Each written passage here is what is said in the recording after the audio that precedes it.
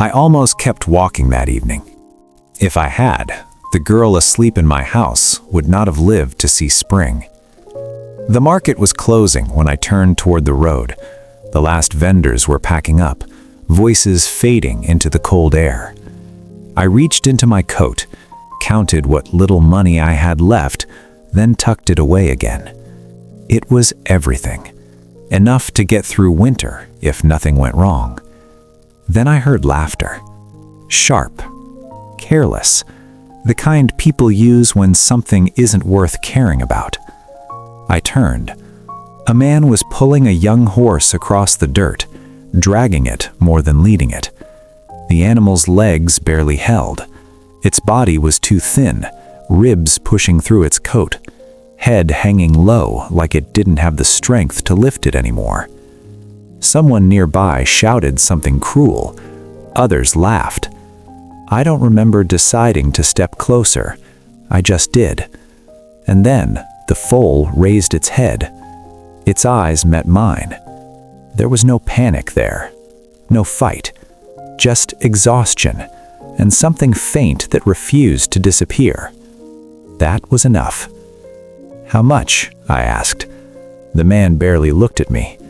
"Whatever you've got. Won't last long anyway." I hesitated, just for a moment. Then I took the money from my pocket and placed it in his hand. The walk home was slow. The foal leaned against me more than it walked, its weight shifting unevenly with every step. The road felt longer than usual, quieter too. Inside, I laid down straw near the door, covered it with an old blanket, and did what I could. Warm milk, herbs I had saved from summer, gentle hands where I could manage them. That night, I didn't sleep. I listened. Every breath it took felt uncertain, like it might be the last. A few days later, a veterinarian came from a nearby village. He examined the foal in silence, his expression tightening the longer he looked. "There's more than neglect here," he finally said. "This animal's been hurt. Old wounds, fresh ones, damage that didn't happen by accident." He straightened and met my eyes. "I can't promise anything, but if it survives, it won't be by chance." It didn't change overnight, but it changed.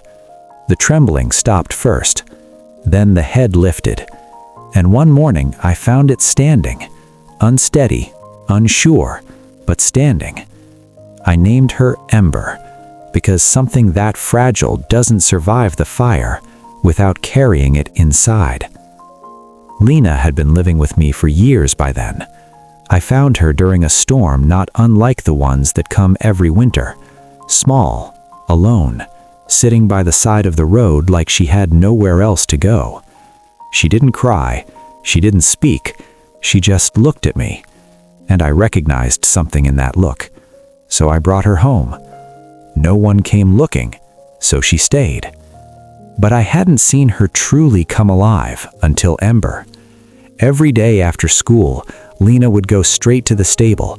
She'd sit beside the young horse and talk softly, telling her about things that didn't matter to anyone else. Ember would listen, quiet, still, present. And slowly, both of them began to change. By the time the leaves had fallen, Ember was strong enough to walk the yard. Her coat had darkened, her body filled out, and there was something steady in the way she carried herself. One morning she walked up to me without hesitation and rested her head gently against my shoulder. No fear, no doubt, just trust. Winter didn't wait. It arrived all at once. Snow swallowed the roads, erased the paths, and cut the village off from everything beyond it. That was when Lena got sick. At first it seemed small. Fever, weakness. We tried to manage. We thought we could. But after a few days, it was clear we were wrong. "She needs proper medicine," said our neighbor Anna, who had been helping us. "Without it, she won't recover." The nearest place to get it was across the mountain pass. The roads were gone. No one was coming. So I went. Ember sensed it before I spoke. As I prepared the saddle under the dim light, she shifted slightly, alert but calm. "We don't have a choice," I said quietly. She stood still. The storm took us almost immediately. The world disappeared into white. The path I had known for years vanished beneath the snow. The wind pressed against us, relentless, blinding. I could barely see, but Ember moved forward, steady, certain, and I trusted that more than anything else. By the time I reached the pharmacy, I could hardly feel my hands. It took time before anyone answered, but when they did, one look was enough. No questions, just help. The return was worse, colder, darker. My strength faded with every step. Then suddenly, Ember stopped. Completely. She refused to move forward. At first, I didn't understand. Then I saw it.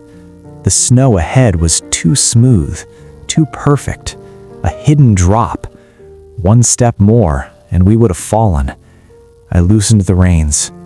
"Go on," I whispered. And she led, carefully, precisely, through something I could not see. We were close when the shapes appeared. Wolves, silent, surrounding. I had nothing left to give. No strength, no way to fight. Ember didn't run. She turned toward them, lowered her head, and stood her ground. Still, unshaken. The largest wolf stepped forward, paused, watched, then turned away. The others followed. We made it back at first light. I don't remember getting down. I only remember handing over the medicine, and then everything went quiet. We recovered slowly. Lena in her bed, me and mine, Ember in the stable. All of us held together by something that could have been lost that day at the market. The first time Lena could stand again, she went outside, straight to Ember. She wrapped her arms around the horse's neck and held on tightly, like she was afraid to let go. Ember didn't move. She just stood there, waiting. A few mornings later, I stood by the window, watching the light fall across the yard. Ember stood near the fence, calm and still. And then I noticed something. A mark on her forehead. White, clear, shaped like a star. And on her shoulder, a faint patch of reddish color. I felt something stop inside me. Years ago, I had owned a mare. I had no choice but to let her go, and I had never stopped regretting it. She had the same markings, exactly the same. I walked outside slowly. Ember turned her head toward me, watched me approach.